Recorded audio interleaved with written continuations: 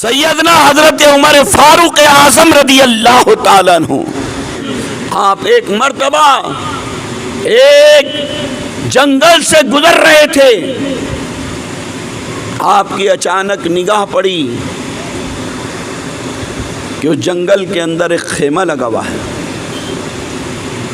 آپ اس خیمے کے قریب گئے، باہر ایک بدو بیٹھا ہوا ہے، عربی بیٹھا ہوا ہے، عرب کا رہنے والا شیخ بدو، وہ بیٹھا ہوا ہے خیمے کے باہر۔ اندر سے آوازیں آ رہی ہیں، کوئی درد میں تڑپ رہا ہے، کوئی درد میں۔ اس سے پوچھا بھائی کون ہو؟ کہا میں مسافر ہوں۔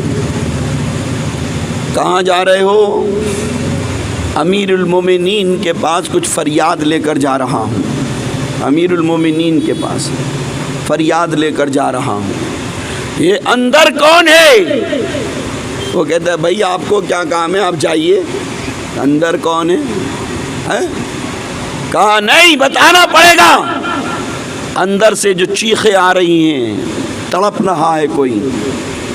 اندر سے ایک عورت کی آواز آ رہی تھی جو تڑپ رہی تھی، چیخیں مار رہی تھی، درد کے مارے بے چین تھی۔ کہا تمہیں بتانا ہی پڑے گا کون ہے۔ جب بہت اصرار کیا تو بتایا کہ اندر میری بیوی ہے جو حاملہ تھی، اب اسے درد ہونے شروع ہو گئے، بچے کی ولادت کا وقت ہے۔ امیر المومنین نے پوچھا کیا ساتھ میں کوئی اور بھی عورت ہے؟ کہا کوئی عورت نہیں، کوئی عورت نہیں، اور وہ اکیلی۔ فوراً وہاں سے واپس ہوئے، اپنے گھر آئے، اپنی بیوی حضرت ام کلثوم کو بیدار کیا اور کہا ام کلثوم جلدی کرو، آج تمہیں بے حساب نیکیاں ملنے کا موقع ملا ہے، بے حساب اللہ کا انعام تمہیں ملنے والا ہے۔ کہا وہ کیسے؟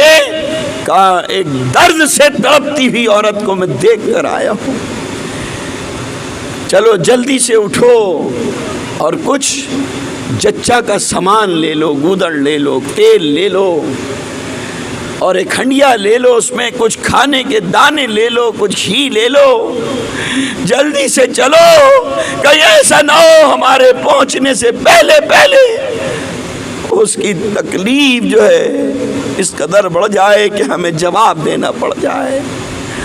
حضرت عمر رضی اللہ تعالیٰ عنہ اپنی بیوی کو ساتھ لے کر گئے اور جلدی سے خیمے کے اندر داخل کر دی۔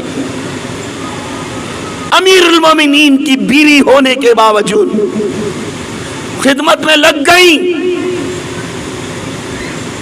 ایک دائی کی طریقے سے اس عورت کی خدمت میں لگی رہی، ایک نرس کی طریقے سے۔ امیر المومنین کی بیوی ہیں، ملکہ ہیں، اسلام کی شہزادی ہیں۔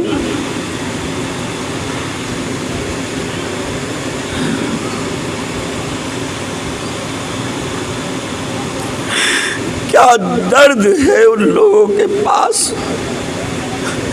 کس قدر ہمدردی کا جذبہ۔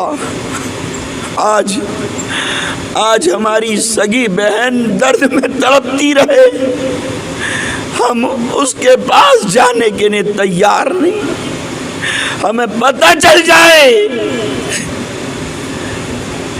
کہ بہن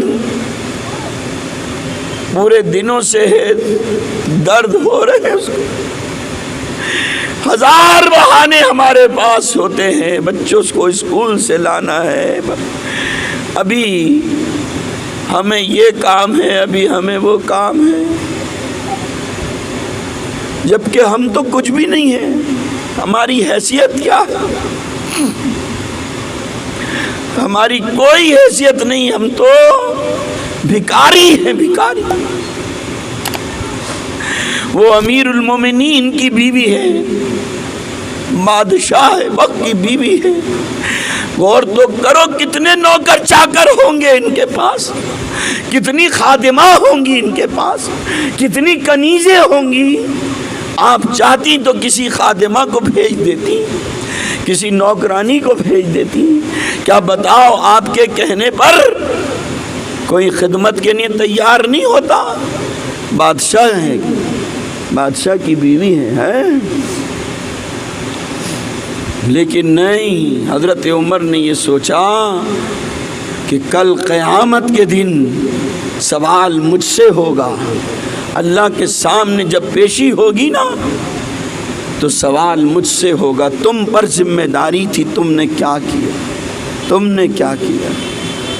لگ گئیں خیمے کے اندر اور پوری طریقے سے ایسے لگی ہوئی ہیں جیسے ایک دائی ہوتی ہے نا، دائی، ایک نرس ہوتی ہے، نرس۔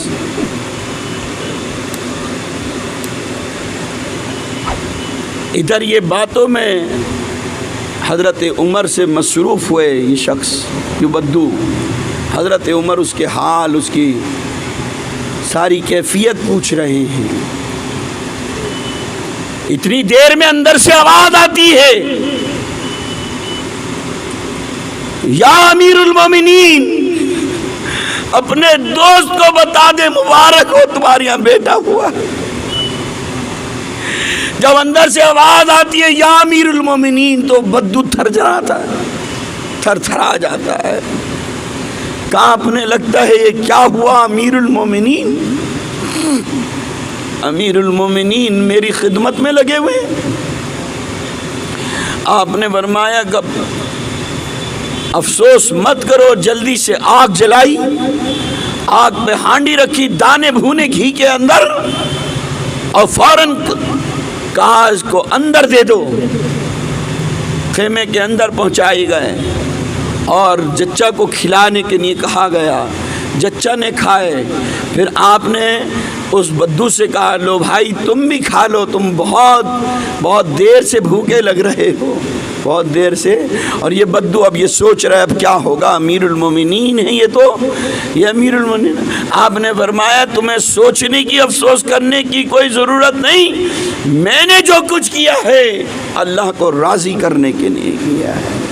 اور فوراً آپ نے کہا جس مقصد سے تم امیر المومنین کے پاس آئے ہو صبح آ جانا، آج کے بعد تمہیں اب پریشان ہونے کی ضرورت نہیں، ہر مہینے تمہیں وظیفہ پہنچا دیا جائے گا، تمہاری ضرورت پوری کر دی جائے گی، تمہاری ضرورت پوری کر دی جائے گی۔